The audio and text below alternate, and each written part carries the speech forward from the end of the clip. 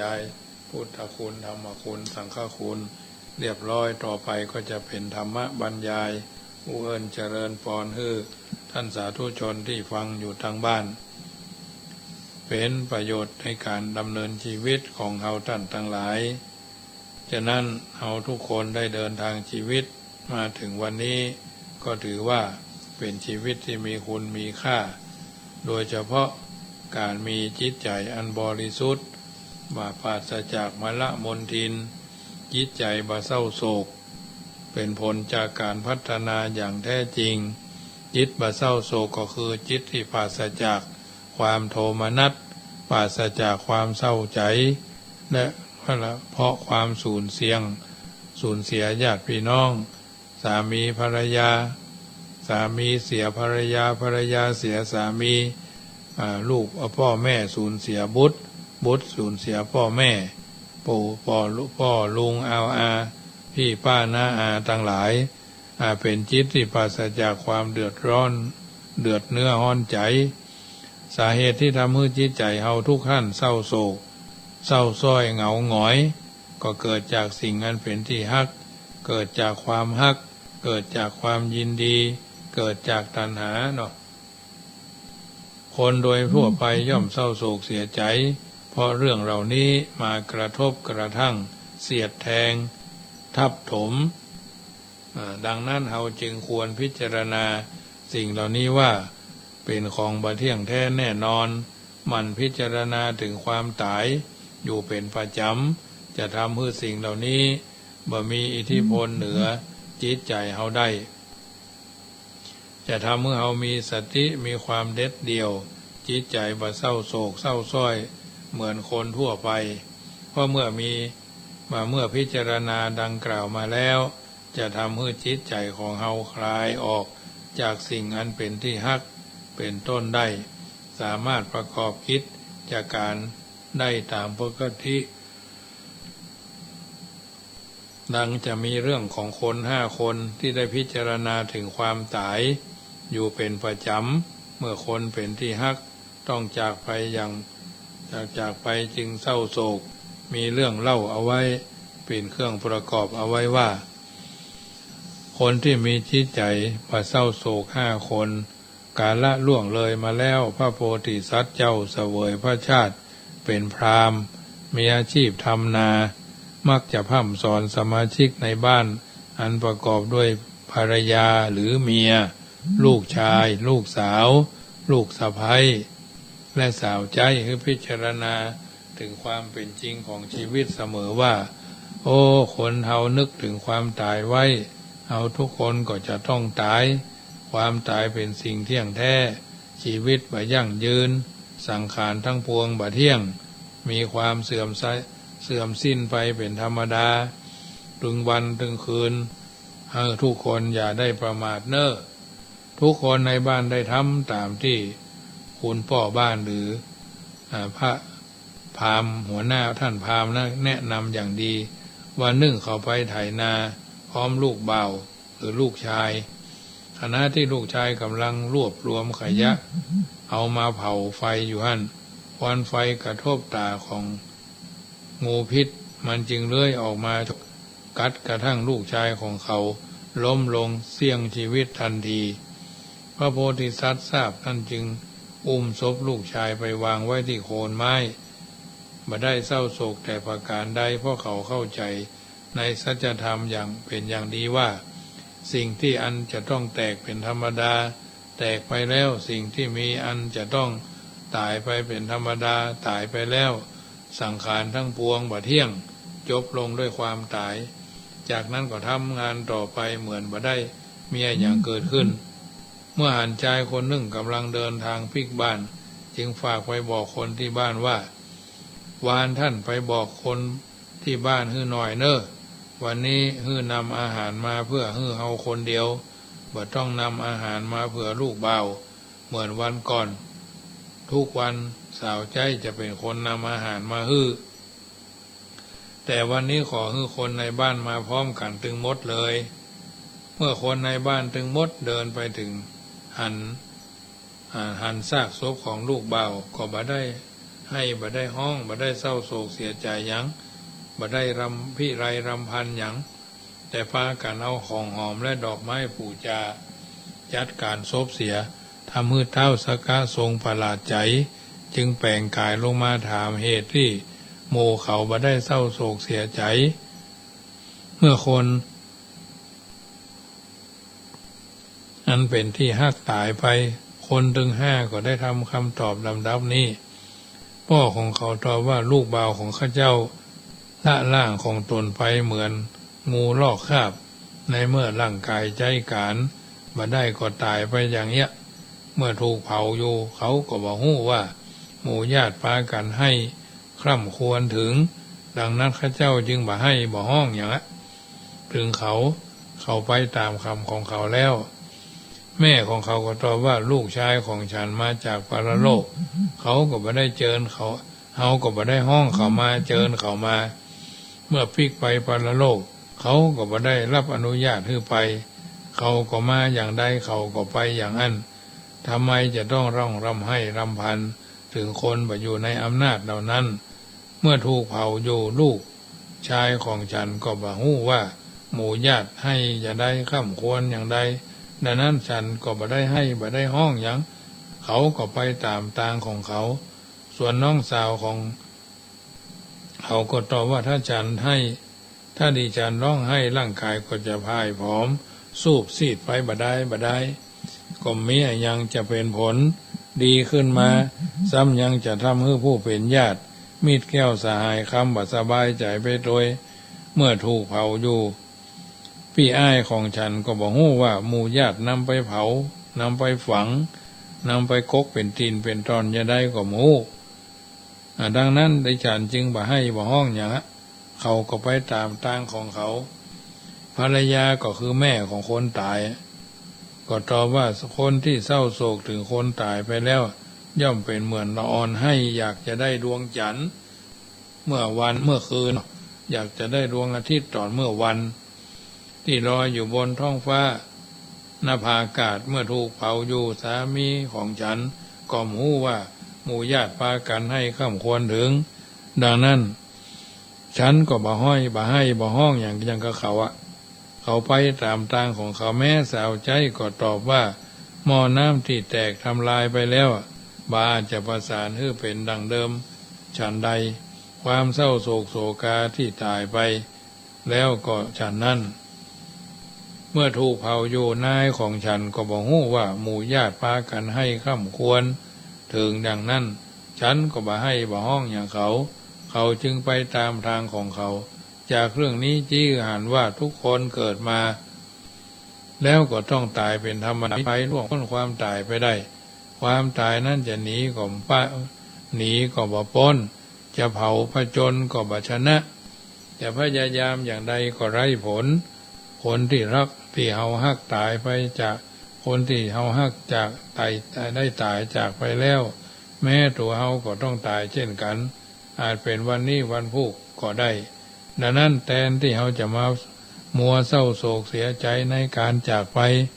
ของคนที่เฮาฮักจนกินบ่ได้นอนบ่หลับทอดอะไรตายอยากในชีวิตเฮาควรรีบเร่งทำในสิ่งที่เป็นประโยชน์แก่ชีวิตจะดีกว่าเมื่อเกิดได้อย่างนี้ย่อมคลายความโศกได้ท่านกล่าวว่าสิ่งใดที่เฮาพอใจสิ่งนั้นแหละจะทำให้เฮาเป็นทุกข์ในภายหลังเพราะสิ่งเหล่านั้นบ่เที่ยงแปรเปลี่ยนอยู่ตลอดเวลาอาจจะเป็นอื่นไปก็ได้เมื่อเฮาพอใจชอบใจมันเข้าเวลามันเปลี่ยนแปลงเฮาก็บ่พอใจเฮาก็บ่เป็นทุกข์เพราะสิ่งนั้นอดีตผ่านไปแล้วอย่าเสียดายหรือเสียใจกับอดีตอย่างโง่ไปหวนเอาอดีตมาคิดปรุงแต่งเป็นทุกข์ซ้ำแล้วซ้ำแถมแต่เอาอดีตมาเป็นครูสอนเตือนตนยับยั้งตนบ่ประวัติศาสตร์ซ้ำรอยอนาคตก็ยังมาบ่ถึงอย่าวิตกกังวลล่วงหน้าบางคนชอบตีตนก่อนไข้ทุกข์ร้อนในเรื่องที่ยังมาบ่ถึงพอมาถึงเข้าแท้ก็บ่น่ากลัวอย่างที่คาดไว้ เคยเป็นทุกข์ฟรีๆจงทำปัจจุบันให้ดีที่สุดแล้วอนาคตก็จะดีไปเองเพราะฉะนั้นจิตบ่เศร้าโศกจึงเป็นผลที่เกิดจากการพัฒนาตนอย่างแท้จริงประการหนึ่งในทางพระพุทธศาสนาอันนี้คือมงคลข้อที่36มงคล37ข้อที่37ก็คือเป็นจิตปราศจากทุลีแปลว่าขี้ฝุ่นหรือกิเลสนะทำให้จิตใจเศร้าโศกเศร้าหมองราคะความกำหนัดยินดีในกามคุณ5มีโทสะความโกรธคิดประทุษร้ายอาฆาตพยาบาทแม้โมหะความหลงบ่ฮู้ความเป็นจริงของสังขารเพราะนั้นจิตปราศจากทุลีจึงหมายถึงจิตปราศจากกิเลสคือราคะโทสะโมหะกิเลสทั้ง3อย่างเนี้ยจัดเป็นทุลีของจิตเพราะเหตุว่าเป็นสิ่งที่ทำจิตให้เศร้าหมองคือคนที่มีจิตหมกมุ่นอยู่ด้วยราคะโทสะโมหะย่อมประสบความทุกข์ใจอย่างใหญ่หลวงในปัจจุบันนี้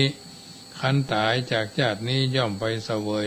ทุกข์อย่างแรงกล้าในอบายภูมิ4คือนรกเปรตอสุรกายและสัตว์เดรัจฉานครั้นพ้นจากอบายภูมิแล้วย่อมเวียนว่ายตายเกิดอย่างบ่มีที่สิ้นสุดคนผู้มีปัญญามาหันโทษของกิเลสทั้ง3นี้แล้วจะได้มันขวนขวายทำบุญกุศลมีหื้อตานรักษาศีลเจริญภาวนาเป็นต้นเพื่อสร้างบารมีแก่กล้าจนกระทั่งสามารถทำให้กิเลสทั้ง3นี้บรรเทาเบาบางลงและสามารถตัดได้เด็ดขาดในที่สุดก็จะพ้นจากกิเลส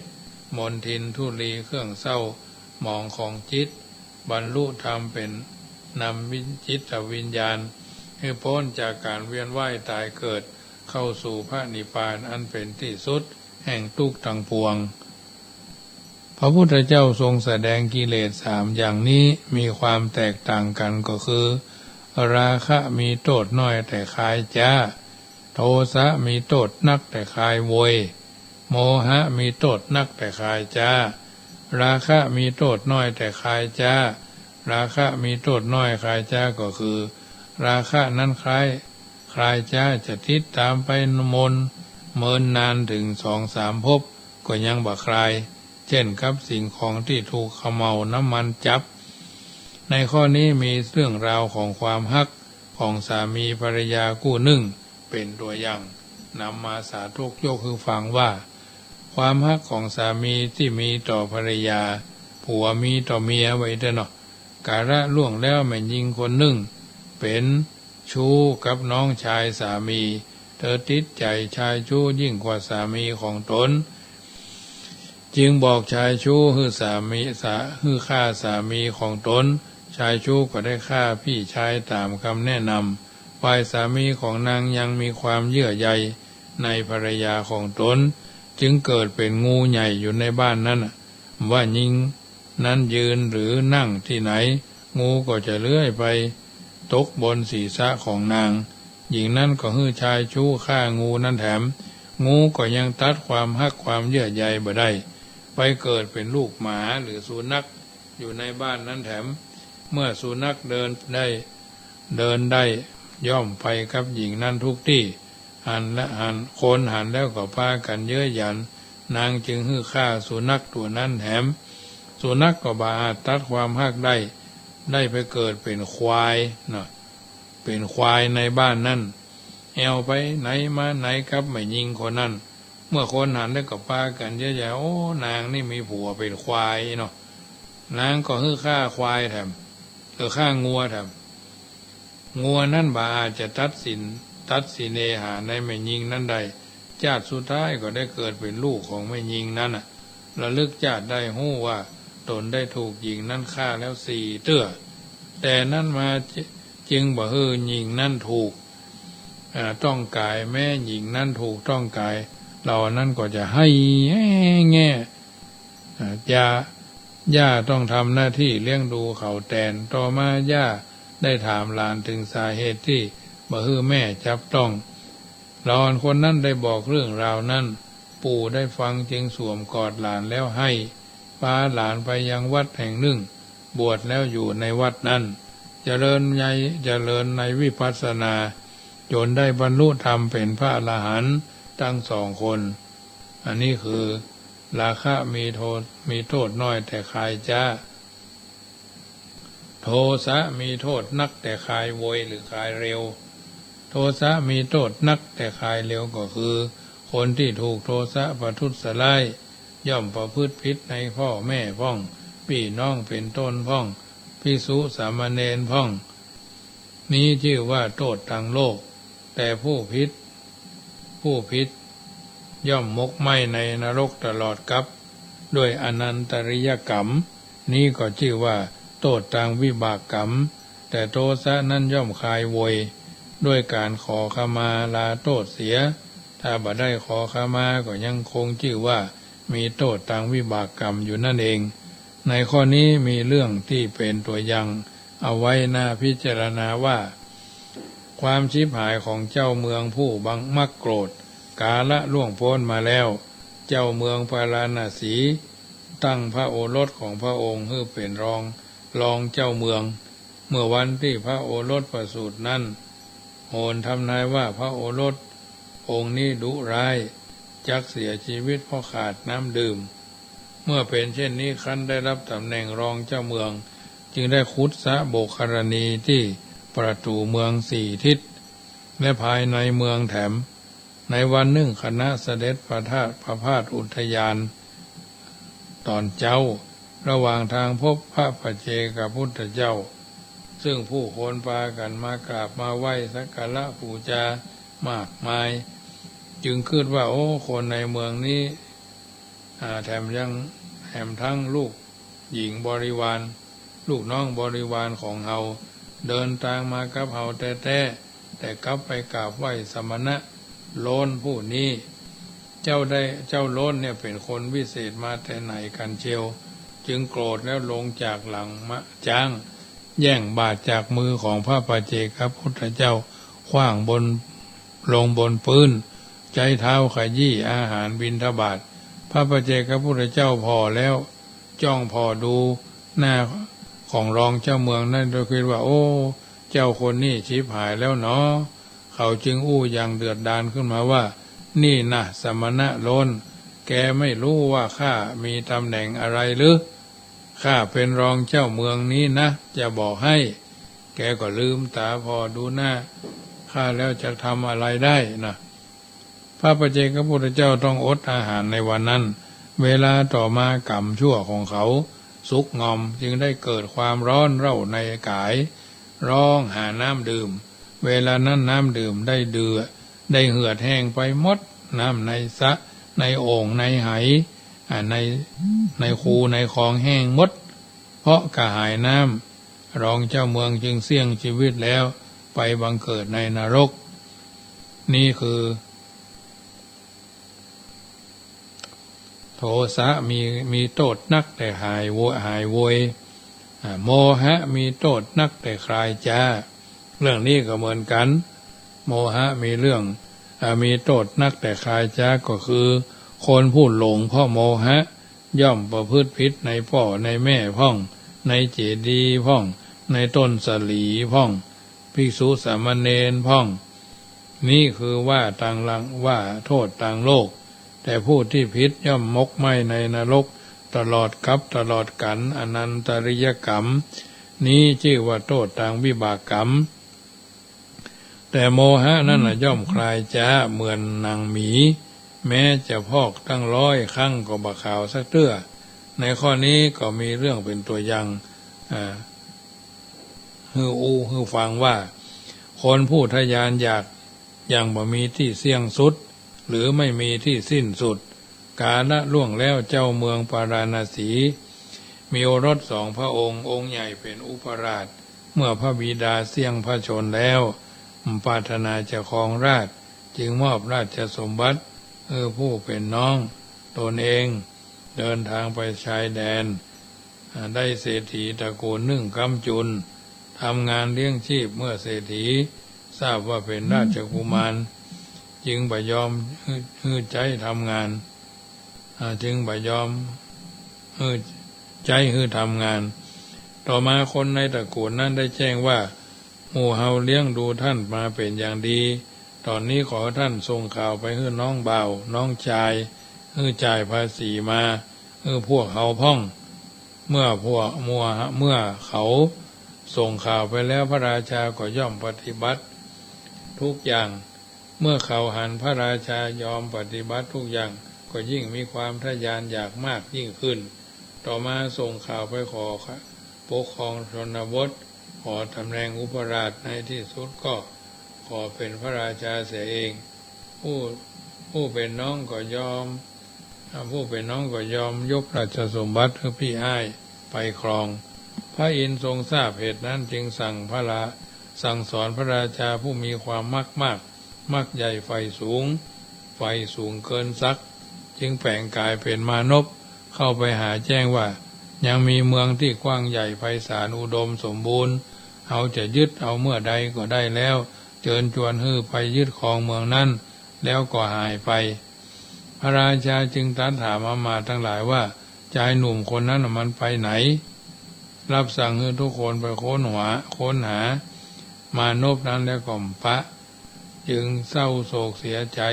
เกิดความร้อนรุ่มในภายในเนาะเกิดโรคโรงพระโลหิตนายแพทย์บาจะเยียวยาได้ขณะนั้นพระโพธิสัตว์เรียนศิลปวิทยาอยู่ที่สำนักทักกศิลาทราบเรื่องจึงเข้าไปปลอบพระราชาว่าพระองค์เศร้าโศกไปทำไมเนี่ยยังนี่เนาะเพราะว่าคนเฮาจำจะต้องทิ้งสมบัติทุกอย่างไปหมดแล้วจะได้แสดงโทษของตัณหาอย่างนักมากมายพระราชาได้สดับแล้วละตัณหาได้ก็หายจากโรคทันทีแล้วบูชาคุณโพธิสัตว์ด้วยทรัพย์สมบัติมากมายพระโพธิสัตว์แสดงธรรมแก่พระราชาจบลงแล้วเจริญกสิณไปยังที่เกิดขึ้นหน้าที่นั้นนั่นเองเดินอากาศไปยังหิมพานต์บวชเป็นดาบสมีฌานสมาบัติบาเสื่อมแล้วเข้าถึงพรหมโลกเพราะฉะนั้นจะหันได้ว่าจิตปราศจากทุลีเป็นจิตเป็นผลที่เกิดจากการพัฒนาตนเองอย่างแท้จริงตามหลักมงคลที่พระพุทธเจ้าได้ตรัสไว้ญาติโยมสาธุชนท่านผู้ฟังทั้งหลายได้ยินได้ฟังรายการเสียงธรรมก่อนรับตาประจำเมื่อค่ำยามคืนของวันพุธที่2เดือนพฤศจิกาธรรมาภาพได้เวิร์นเจริญพรบรรดาญาติโยมที่ฟังอยู่ทางบ้านเป็นลำดับมาเนอะอาตมาภาพได้ประชาสัมพันธ์เกี่ยวกับว่าจะได้รับการถวายวัวจำนวน3 ตัว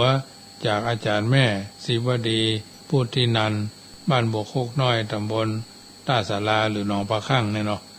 อำเภอเมืองเชียงใหม่ในวันที่4เวลาเที่ยงวันเนาะธรรมาภาพจะเดินทางไปฉันเพลที่วัดบกโคกน้อยร่วมกับครูบาอาจารย์ทุกหลายๆรูปเนาะก็ได้ประชาสัมพันธ์ว่าญาติโยมร่วมทำบุญกันเนอคนละน้อย2 น้อยงัว3 ตัวตัวละ30 บาทพระไตรปิฎก45 เล่ม2 ตี้เนาะ2 วัดละ45 เล่มก็เป็น90 เล่มเนาะวัดหนองอ้ออำเภอเป้าเป็นจุดที่1แล้วก็ยื่นโยงองค์การมีต้นพระป่าน้อย1เพื่อถวายพระคุณท่านประจำวัดนั้นเสร็จจากนั้นก็ไปวัดมงคลวารีอำเภอฝางนี่2 วัดอันนี้วันที่5เนี่ยวันที่4นี่ก็ฉันเพลแล้วก็ถวายงัวยื่นโยงองค์การงัวทำห้องขวัญงัวเรียบร้อยก็จะได้ฉันเพลเสร็จก็เดินทางพลิกวัดจังกรรมเอามาอนุบาลไว้ที่วัดจังกรรมสักระยะหนึ่งแล้วก็จะมอบเพื่อคนอื่นเอาไปต่อเลี้ยงดูปูเสือกันเป็นลำดับ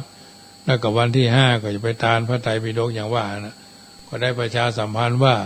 วัว3 ตัวตัวละ30 บาทก็เป็น90 บาทพระไตรปิฎก3 ไตรละ30 บาท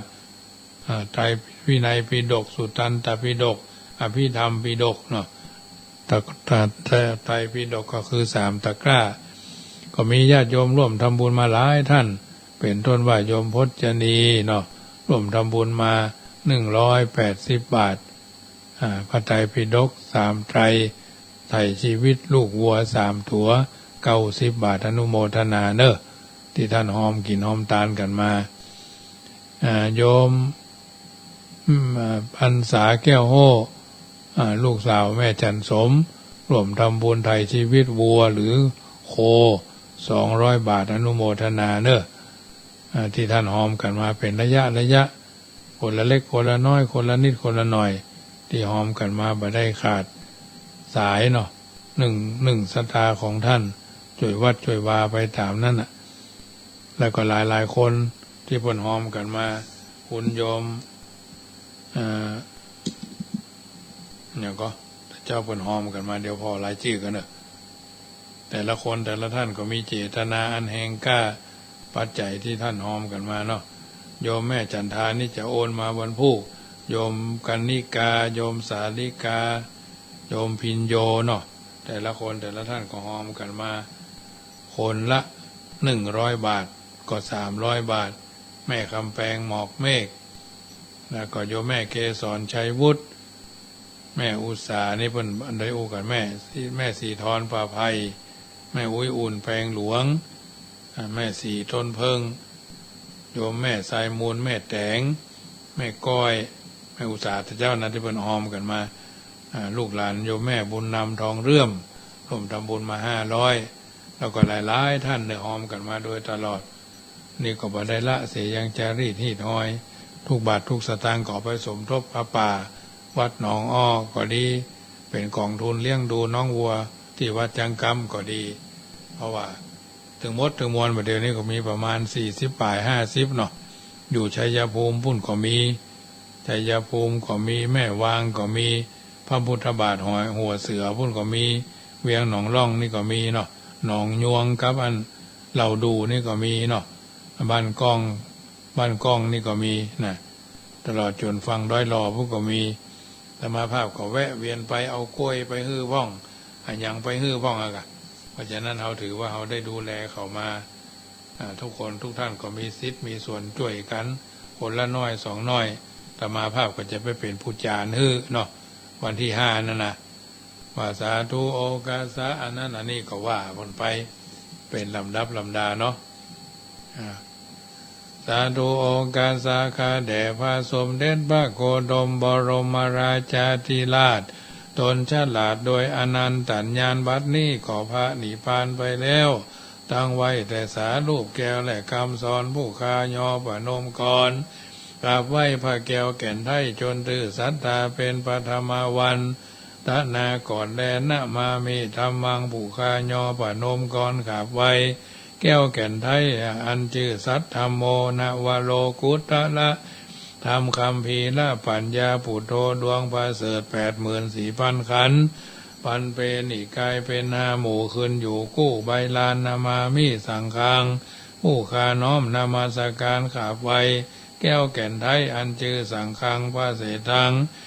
อันพระเสริฐคือบังเกิดเนรปานวันตังผจญแพ้มารมาโมดจากนิราชพี่ใส่ตนถลงศีลใสบ่เศร้าเป็นลูกศิษย์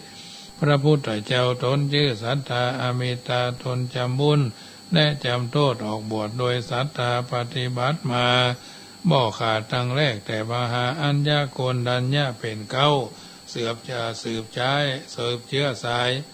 สืบเชื้อเผ่าสายมาทะทาลับถึงกาลบัดนี้แลสาธุอากาจถาจะภูมิมาถาเทวานากามหิทธิกาปุญญังโนอนุโมทันตุอายันตุพนโตเทวะราชานากาอินโตจะพระมะเยวะโลกะปาละธรณีจะคุตาสิริมาพิธานาอาวะลาคาภูปการะเทวาโมตันตุวราตานะเสเทตัสมาตุมเหอนุโมตมานาพ้นโตเทวาสังขโยฟังดาหมู่เทพเต้าอันอยู่ด่านดาวเขตคงไกทรณีแผ่นผืนไทยอากาศกว้างโลกจักราภัยพรมแ แผ่นดินหน้าแผ่นพึกกลมทุกเทศเอาดานดงรีอันอยู่ในนาทีแลย่านน้ำทุกเถื่อนทำสระสลีตั้งตนญาแต่วันดี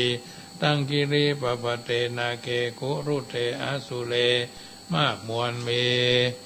สาธุโอกาสสิริวิสุทธิมกุตะปะวโรธโสตอุดมปรมพุทธาติรัตนะทาลัยเจ้าเงาวราตคีนายะอนุตตรปุญญาเขตเหตุว่ายังกลางกลุ่มรุ่งเรืองประเทืองงามแห่งวรพุทธศาสนาควรแก่เวลาอันจักปลูกยังปลูกฝังยังลงยังพิจาอนุจะคือบุญเสียใจฮืองอกงามอาบานงะฮือร้องฮืองอกบานงามในอุรนุตตระปุญญาเขตนั่นบัดนี้หมายมีอาจารย์แม่ศิวดีพูดที่นานพร้อมโดยทายกทายิกาขึ้น96ขึ้น104ปากันสระจตุปัจจัยเป็นเจ้าภาพไถ่ชีวิตวัวก็ดีเป็นเจ้าภาพพระไตรปิฎกก็ดีจักถวายไว้เป็นศาสนสมบัติของวัดจังกั้มส่วนงัวและพระไตรปิฎกถวายไว้ที่วัดหนองอ้ออำเภอฝาอำเภอเป้าเป็นจุดที่45 เล่มและวัดมงคลบาลีอำเภอฝางเป็นจุดที่2อันนี้คือตัวอย่างแห่งการเว้นทานในวันนั้นธรรมภาพก็จะว่าไปตามเนื้อผ้านี่แหละเพราะฉะนั้นในฐานะเป็นลูกศิษย์วัดสลีเมืองยูก็ฮัดว่าฮัดกล่าวฮัด สั่งวาดสวดที่ย้ายอยู่เป็นประจำรู้ไว้ใช่ว่าเนาะญาติโยมอันนี้ก็ได้ไปอันยืดโยงองค์การคืออาจารย์แม่วันศิวดีเนาะสุดท้ายเพิ่นก็บอกว่าอาจารย์โยโนพันเตอาจารย์กามายาตาพลังยาตามูลหังยาธาอากุสลังเยมายังพุทธธรรมสังฆกรรมตานะตายากาจริยา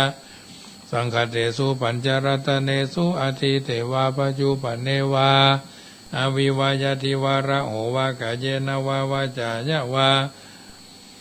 อาสันจิจโตสังสัพพังโตสังขามันตุโนอันนี้ก็จะว่าอย่างนี้แหละอันนี้เซิร์ฟให้ญาติโยมฟังเนอะมีโอกาสก็ม่วนกินม่วนตานไปญาติโยมเพื่อนจึงบอกเอาไว้ว่ากินทานหยาดน้ำมากพวงหลวงหลายนะจักได้สบายเกิดสุขไปหน้าเข้าดอกบานกินทานเถิงนะดอกไม้บานกินทานม่วนบุญกินบุญทานเท่านั้นน่ะจะได้ทำเมื่อเราสบายอกสบายใจเกิดมานึ่งเตื้อก็ตายถึงหนน่ะเกิดมาเป็นคนทนทุกข์จ้องเพิ่นบอกว่ากุศลผลบุญบ่ได้ลบลี้จักปกห่มเก้าทุกคนเป็นเกินกายฟ้ามหากุศลเป็นสะเพายนต์ขี่ข้ามน้ำกว้างบุญกินบุญทานที่เราได้สร้างนักเป็นตุงนำทางจ้องจักบ่ตกล่มตกจมแดนอัตตคัดที่พระพุทธเจ้าบอกไปจะเป็นข้าวน้ำข้าวทิพน้ำทิพปัจจัยติดตัวเอาไปจากนี้จากหน้า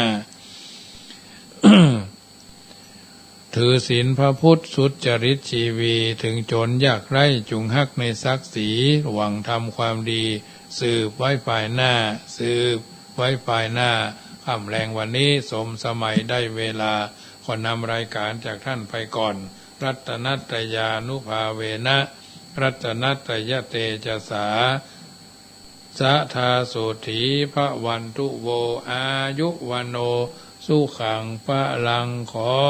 เจริญพรสิ่งใดเข้าบัง